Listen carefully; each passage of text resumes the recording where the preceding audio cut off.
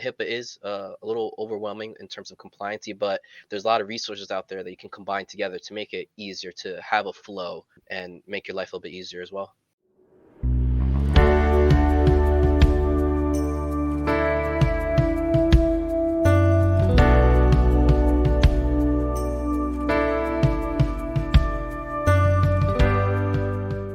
Hello and welcome to the HIPAA Vault show, where we discuss all things HIPAA compliance in the cloud. My name is Adam Zenedine, and I'm joined today by the CTO and founder of HIPAA Vault, Gil Vidals. Hey, Gil. Hey, Adam. And I'm also joined by a special guest today on the show, and it's our Compliance Manager, Henri Alfonso. Welcome, Henri. Hey, how you doing, Adam? Hey, Gil. So last week, we talked about WordPress optimization. This week, we're going to talk about developing HIPAA-compliant websites. If you've watched a few of our videos already, make sure to subscribe now for more HIPAA-related tips and content. So let's get started. Our question for the week comes from the owner of a website development company who asks, my client wants me to develop a patient portal for their therapy practice. Do I need to be HIPAA compliant to do this? First question I like to ask is about the data. What kind of data is going to be stored on the website, or if there is going to be any data stored on the website? Sometimes we've seen sites that have third-party HIPAA compliant forms where the data is actually not stored on the website. The form is on the website. When we hit submit button, the data is actually stored elsewhere. So in those cases, the owner of the site themselves, they don't have to be HIPAA compliant.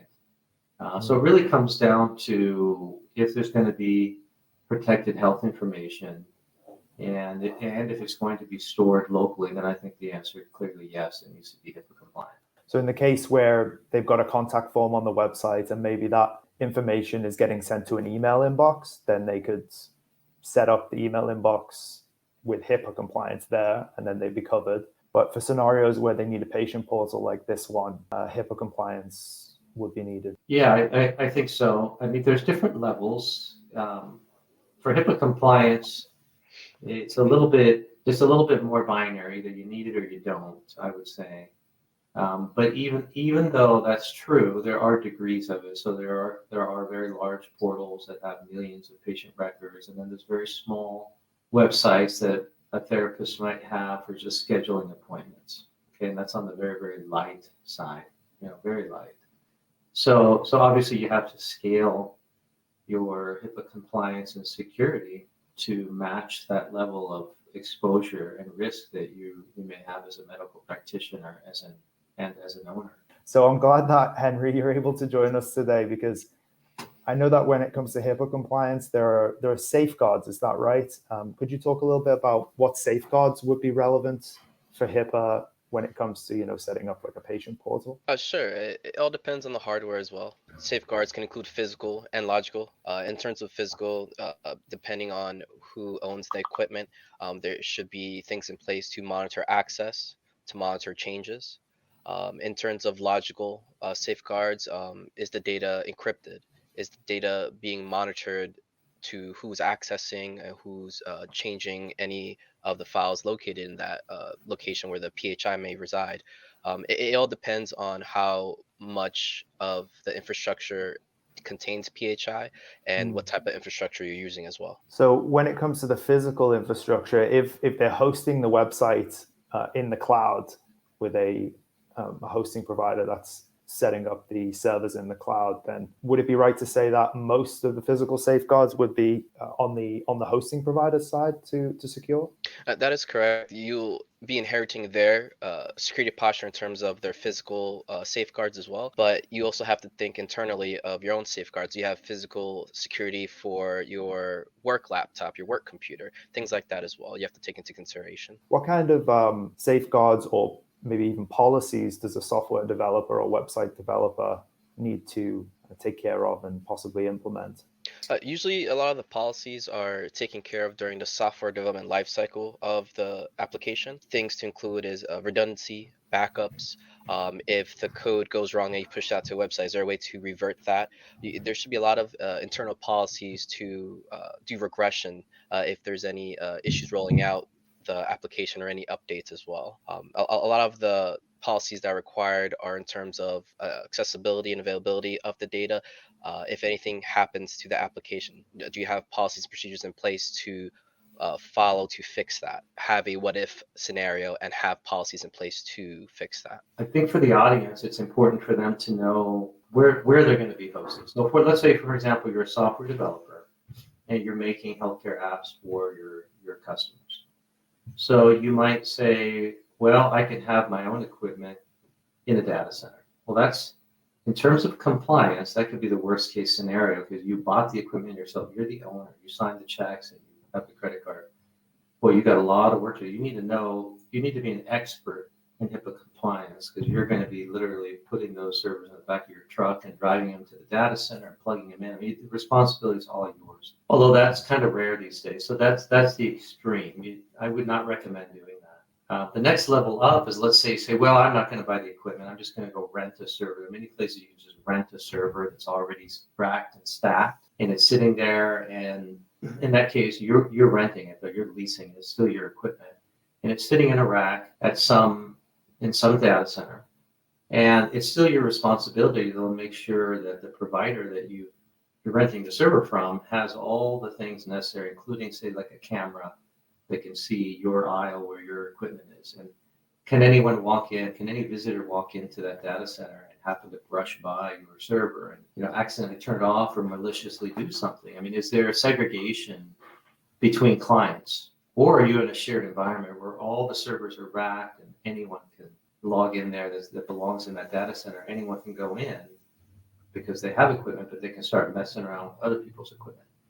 But the best case scenario is to be, if you're a healthcare developer, is to go into the cloud where the cloud provider has proven to be HIPAA compliant. They have all the certifications and they have attested to those, they're certified, and then you just use their certification by signing a business associate agreement. So sometimes a healthcare developer might get fooled into thinking, well, if I just rent my own equipment, look how much money I'm going to save because it's a lot cheaper than if I go in the cloud. But yet now they have to have all the compliance expertise. Someone like Henri, who's a CISSP and has years of experience, you'd have to hire somebody like that, for example. That might be a consideration. Is going through a HIPAA compliance program something that software developers can do? If so, are there any recommendations where they could do that? If I were a healthcare app developer and I'm a businessman, I certainly wouldn't want to become an expert in other fields. I want to be an expert in what I'm good at, which is software development. I'd want to partner with somebody that has fulfilled the HIPAA compliance portion and let them handle that piece of it. So as far as getting certified and getting an education, yes, I definitely would take a training module. I would have proof that I've taken that training module. In fact, I take it every year, and I have a little certificate to show that would be important. But that's a very minimal investment of time and very minimal investment in money. But I wouldn't go far past that if I were a healthcare developer. What I would do is spend some money taking a course on securing code. How do you ensure your code is secure? How do you ensure you don't have cross-site scripting enabled accidentally? How do you know that your code isn't accessible by others in GitHub? I mean, all these things that now is in your world. Something just came to mind, which is often the software developers don't need to have access to live PHI data when they're developing the application, right?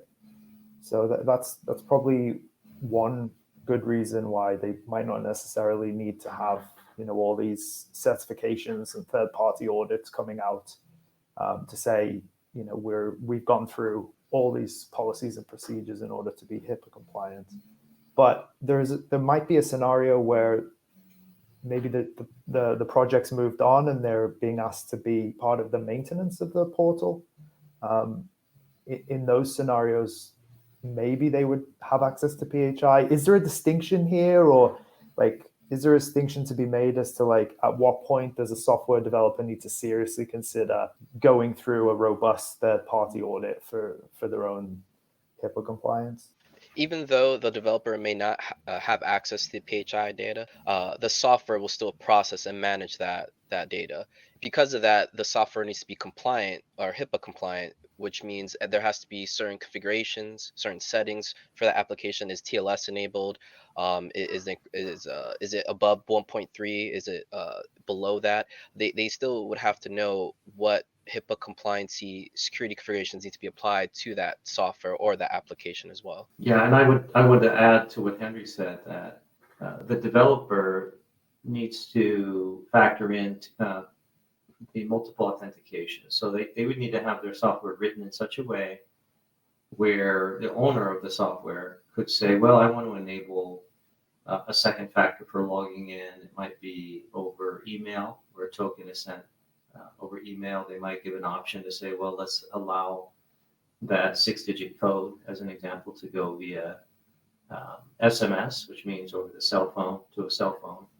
Or better yet, they could say, no, I'm going to use an app like Google Authenticator, where we're going to have, the end users have to have the Authenticator app on their phone. So they could and should consider that and say, wow, in my software, what options am I going to make available for multi-factor authentication? Now, the worst case, and we've seen this happen, some of our customers, they have software that doesn't have any authentication other than just simple username and password.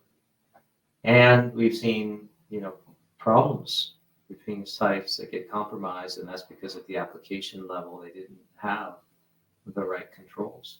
So when it comes to resources listeners and viewers can go to, are there any recommended places for more knowledge? A great resource is hhs.gov. It's the center of all health and human services in terms of HIPAA compliance, HIPAA documents. It's a really good tool. I use it almost daily if I have any questions as well. They provide a lot of good information in terms of how to get started with HIPAA compliancy, and it drills down into the real technical portions where it references NIST standards, the National Institute of Standards and Technology at the U.S. Department of Commerce. It provides guidelines and security controls that help maintain the security posture of information systems. And it also provides a crosswalk where it combines HIPAA and NIST, and it walks you through, hey, in HIPAA, it shows that you need to have access control. Well, what do I have to do? What's the technical portion? You will look at NIST and it'll clearly dictate, all right, make sure there are logs enabled, make sure that there's traceability when people access files or folders. It really drills down into the technical portions of HIPAA compliancy when utilizing them both together. Gil, do you have any recommendations? Yeah, it's daunting if you're a healthcare app developer and you're a busy guy or busy woman, you're writing code, and that's your wheelhouse, that's your passion, that's your love. As soon as you turn over to the side of the fence where you're dealing with policies and procedures, you're going to be falling asleep. The TV's on, and you're going to be sitting there asleep. So the question is, how can you still do all these things and be practical about it? Well, one thing to do is do a scan. Have a scan on your application, so you can load dummy data. Have a scanner go through, and then you'll get a vulnerability report that shows where there are any vulnerability, any weaknesses in your application, and then get busy patching those and changing your code, changing your configuration to make sure that those vulnerabilities disappear after you rescan. And I agree that is a good starting point to see what local or on-hand vulnerabilities are there. But it's such high level. It goes into also policies, disaster recovery. There's so many things that you have to consider that it is overwhelming. And again, the hhs.gov is such a great resource because it lays it down in a basic way where it says, all right, do you have these policies in place? This is what these policies should have in it. And also it references more technical documentation if you want to dive in deep. But again, HIPAA is a little overwhelming in terms of compliancy, but there's a lot of resources out there that you can combine together to make it easier to have a flow and make your life a little bit easier as well. Yeah, I think that's important. The scan is a good, like Henry was explaining in another meeting, that it's a good way to just verify that you're doing things properly. But you're right, you have to have your policies and procedures. One piece of advice that's important is don't just go to your favorite compliance website. You can It's like a candy machine. You can put in a nickel, get a candy. You put in a nickel there and get your policies already written. Wow. It's like, oh, good. I got this nice PDF. I'm done. You just throw it in your filing cabinet and you never look at it. It's yeah, sure. You have a checkbox there that you have your policies and procedures, but you didn't go through the due diligence to understand them and to ensure that you're covering all those things. So think about your policies and procedures as a roadmap. This is your map. This is how you're going to get from point A to B. And then the scan that you do to check things is just your way of verifying that you follow that roadmap properly, that you're doing things. And you could do a pen test as well. That costs a lot more money, but you can do a pen test to see, as we actually hire a person, instead of just having an automated scanner, you're actually hiring a brain behind the scanner that's going to pick away at it and see if they can exploit the weakness. They're actually going to try to penetrate through the weakness that they see in a report. And then they're going to come back to you and say, hey, Mr. Healthcare Developer, look what I did. I hacked into your site. And now you got to go back to the drawing board with your application and continue to secure it. We'll include some useful links in the description as to the resources that we discussed. Are there any other considerations either of you would like to point out with regards to the software developer? Even if it's not HIPAA related, everyone should practice good cybersecurity. Having a baseline is always nice, and NIST provides that as well for small businesses, small apps. The NIST CSF cybersecurity framework is a baseline framework where it's just to at least get the good checks enabled, have at least the basic security features enabled. And I feel like everyone who's in the tech industry should at least have some type of security framework that they utilize, it being NIST or CIS or any of those other frameworks that are available as well. If you're a software developer and you're not sure on where to go when it comes to HIPAA, you can always reach out to us at podcast@HIPAAvault.com, tweet us at HIPAA Hosting, or you can also visit us at HIPAAvault.com and chat into us. We have 24/7 live chat. And that's all for this episode. Be sure to like, share, and subscribe. And until next time, thanks for stopping by.